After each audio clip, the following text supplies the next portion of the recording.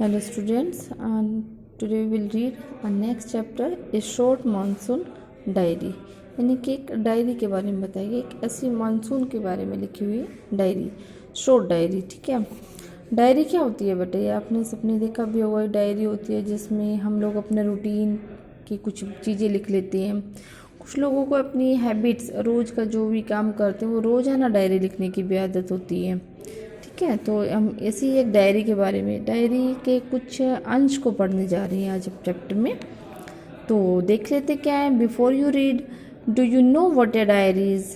आपको पता है कि डायरी क्या होती है? It is a record of personal experiences written day after day over a long period of time. देखो, डायरी जो एक रिकॉर्ड होता है अपने पर्सनल, अपने जो व्यक्तिगत निजी अनुभव होते हैं जिनको हम रोज़ाना अपना जो लॉन्ग पीरियड है, बहुत लंबे समय तक हम अपने जब दैनिक जो व्यक्तिगत जो अनुभव होते हैं उनको लिखते हैं, तो हम उसी को डायरी कहते हैं। You can also use a diary to note down things you plan to do immediately और इन फ्यूचर। देखो, आप डायरी में उस जैसे जो आप तुरंत कोई चीज़ करना चाहते हो उनका प्लान बना सकते हो, या फिर फ्यूचर की योजनाओं को भी आप डायरी में लिख सकते हो कि मुझे तो डायरी में ये लिखना है कि मैं आज से कुछ साल बाद ये करूँगा, उसके बाद मैं ये करूँगा। तो उस तरह के नोट भी आप डायरी में लिख सकते हो। Here are a few extracts from one of the most famous diaries published as a book is the Diary of Anne Frank। देखो, संसार की सबसे प्रसिद्ध जो डायरी है उनमें से एक डायरी है एन्ने फ्रैंक की डायरी। ठीक है, और यहाँ पर जो हम दे जा रहे हैं, Here are a few extracts from Ruskin Bond's diary in which he portrays the silent miracles of nature and life's little joys and regrets। देखो, यहाँ पर हम रस्किन बॉन्ड की जो प्रसिद्ध डायरी है, रस्किन बॉन्ड की जो डायरी है उनके कुछ अंशों को प्रस्तुत करने जा रहे हैं जिसमें वो साइलेंट मिरेकल्स होते हैं ना, मौन जो प्रकृति के जो आश्चर्य हैं उनको दिखाता है, और जीवन के छोटी छोटी खुशियों और छोटे छोटे दुखों के बारे में दिखाया गया। तो रीड ऑन, आओ पढ़ते हैं।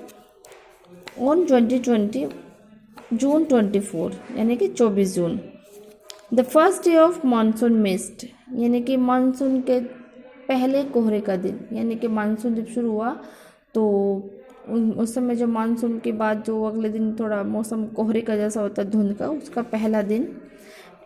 And it's a strange how all the birds fall silent as the mist comes climbing up the hill. देखो, पहाड़ी क्षेत्रों में जब बारिश के बाद जब धुंध हो जाती है तो उसके में एकदम से जो माहौल होता है वहाँ का, वो देखिए कैसे बदल जाता है। ये कहता है बहुत ही कितना विचित्र लगता है, पक्षी एकदम से शांत हो जाते हैं जैसे ही जो पहाड़ियों के ऊपर जो कोहरा आ जाता है, धुंध आ जाती है, तो पक्षी एकदम शांत हो जाते हैं। Perhaps that's what makes the most so melancholy. शायद यही वो चीज़ है जो सबसे उदासीपूर्ण होती है, सबसे जो कहते हैं कि वैसे तो कोहरे जो बारिश होती है या कोहरा होता है मानसून के समय में बहुत अच्छा होता है, लेकिन सिर्फ ये एक चीज़ ऐसी होती है जो उदासीपूर्ण होती है। क्यों? क्योंकि not only does it conceal the hills, it blankets them in silence too. देखो, क्योंकि ये जो कोहरा होता है ये न केवल पहाड़ियों को ढकता है बल्कि ये उसमें चुप्पी के बादलों से ढक देता है, मतलब चुप्पी से ढक भी देता है। क्योंकि जब देखिए बर्फ़ फट जाती है तो सब चीज़ें चुप हो जाती हैं, शांत हो जाती हैं। जो पेड़ों पर बैठने वाले पक्षी होते हैं वो चुप हो जाते हैं, हर तरह से शोर कम हो जाता है, ख़त्म सा हो जाता है एक तरह से। जब बारिश के बाद जब बर्फ़ गिर जाती है, कोहरा हो जाता है, तो अभी कहता है ओनली एन आवर एगो the trees were ringing with bird song.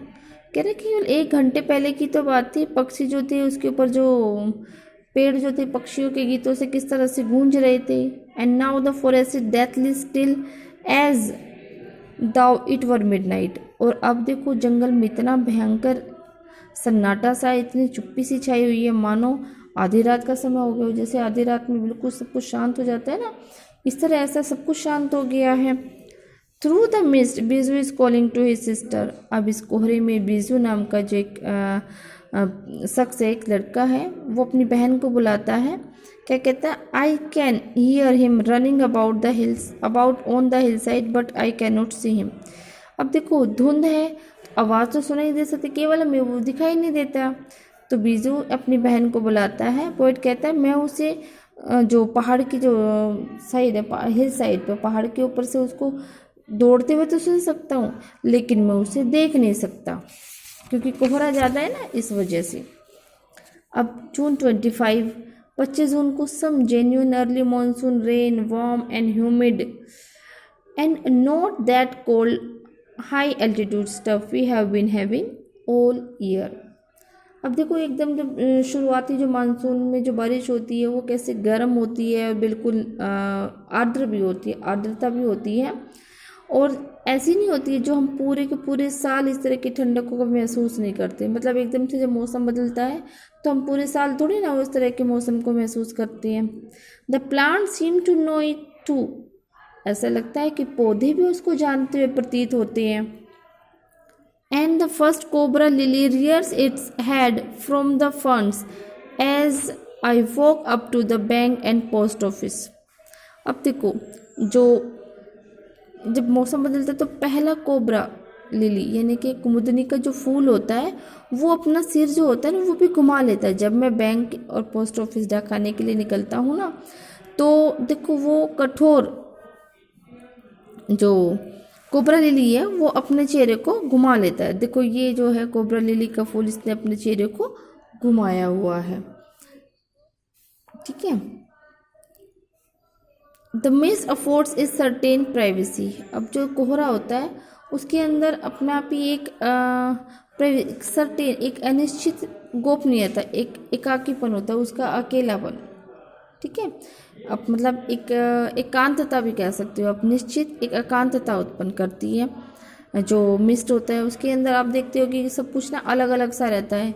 जब कोहरा नहीं होता तो हम दूर तक की चीज़ों को देख सकते हैं, सब कुछ ऐसा लगता है कि सब कुछ आसपास में हो रहा है। लेकिन जब कोहरा हो जाता है तो सब कुछ अकेला अकेला सा लगता है कि जैसे हम अपने आप को सोचते हैं कि हम भी यहाँ अकेले हैं, दूसरा ग्रुप है वो भी हमें दिखाई नहीं देता, वो अकेले होते हैं। तो इस तरह से जो धुंध होता है वो एक कोहरा होता है, वो एक एकांतता, एक निश्चित एकांतता भी उत्पन्न करती है। A schoolboy asked me to describe the hill station and valley in one sentence। एक स्कूल में पढ़ने वाले लड़के ने मुझे हिल स्टेशन को, जो घूमने के जो पहाड़ी जो क्षेत्र होता है उसको एक जो कहते हैं कि सेंटेंस में वर्णित करने को कहा कि भाई एक सेंटेंस में बताओ तुम इस जगह को क्या कहोगे। And all I could say was a paradise that might have been. और मैं केवल यही कह सका कि केवल एक स्वर्ग ही ऐसा हो सकता था, मतलब एक स्वर्ग ही ऐसा रहा होगा। ठीक है बेटा, तो इसको चैप्टर को यहीं तक आप पढ़ लें।